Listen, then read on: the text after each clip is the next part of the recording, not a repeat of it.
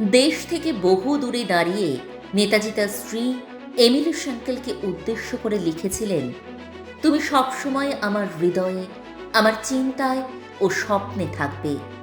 যদি ভাগ্য আমাদের এই জীবনে আলাদা করে দেয়, তাহলে আমি পরের জীবনে তোমাকেই চাই। এমিলি ছিলেন তার নীরব সঙ্গী, যার সঙ্গে নেতাজির পরিচয় জার্মানিতে নির্বাসিত জীবনের সময়। কাজের সূত্রে কাছে এলেও ধীরে ধীরে সম্পর্ক গড়ায় গভীর প্রেমে। কিন্তু এই প্রেম ছিল নিঃশব্দ, গোপন, ত্যাগে ভরা। কারণ নেতাজি জানতেন, তার জীবন ব্যক্তিগত সুখের জন্য নয়, দেশের স্বাধীনতার জন্য উৎসর্গীকৃত। 1934 সালে জার্মানির ভিয়েনা শহরে থাকাকালীন এমিলি শ্যাঙ্কেল নামের এক অস্ট্রিয়ান স্টেনোগ্রাফারের সঙ্গে দেখা করেন।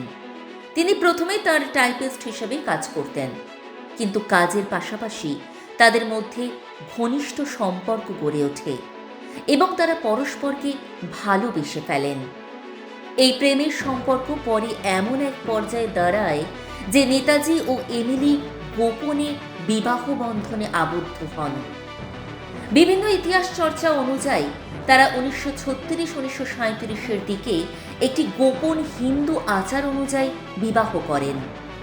বিবাহের পর 1942 সালের নভেম্বর মাসে এমিলি একটি কন্যা সন্তান জন্ম দেন, যার নাম দেন অনিতা বোস-পাফ। নেতাজি পরে দীর্ঘ সময় ধরে দেশ থেকে দূরে থাকায় তিনি মেয়েকে খুব কম দেখতে পেরেছিলেন, মাত্র একবার, যখন অনিতা প্রায় 4 বছর বয়সে ছিল। অনিতা পরে জার্মানিতে বড় হন এবং তার জীবনে নেতাজির ঐতিহাসিক পরিচয় ও ওই সম্পর্কের বিষয়টি বহু আলোচনার কেন্দ্রবিন্দুতে থাকে। দেশপ্রেমের তাগিদ যদিও নেতাজির ব্যক্তিগত জীবনে প্রেম ও পরিবার ছিল, তবুও তিনি সবসময় ভারতের স্বাধীনতার সংগ্রামকে অগ্রাধিকার দেন। দেশকে মুক্ত করার লক্ষ্যে দীর্ঘ সময় বিদেশে থেকে যুদ্ধ ও রাজনীতির জটিল পথে অবতীর্ণ হন, যার কারণে তিনি পরিবার থেকে দূরে থাকতে বাধ্য হন। নেতাজি কন্যা অনিতা বোস-পাফ এখনও জীবিত এবং সক্রিয়। বিভিন্ন সময় তিনি ভারত সরকারের কাছে আবেদন জানিয়েছেন যেন টোকিওর রেনকোজি মন্দিরে রাখা নেতাজির অবশেষ ভারতে আনা হয়।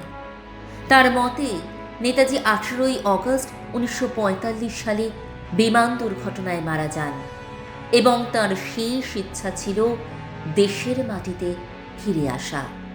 নেতাজির স্ত্রী এমিলি শ্যাঙ্কেল 1996 সালের মার্চ মাসে মারা যান।